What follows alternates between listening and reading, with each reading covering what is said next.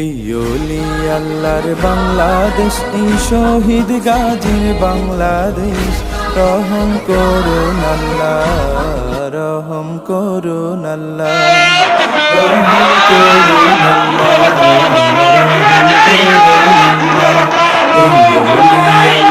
বাংলাদেশ, এই শহীদ গাজীর বাংলাদেশ। রহম করুন আল্লাহ, রহম করুন আল্লাহ, রহম করুন আল্লাহ, রহম করুন আল্লাহ। আল্লাহ আপনার প্রেমে শহীদ যারা, আমরা তাদের বংশধর, আমরা তাদের বংশধর।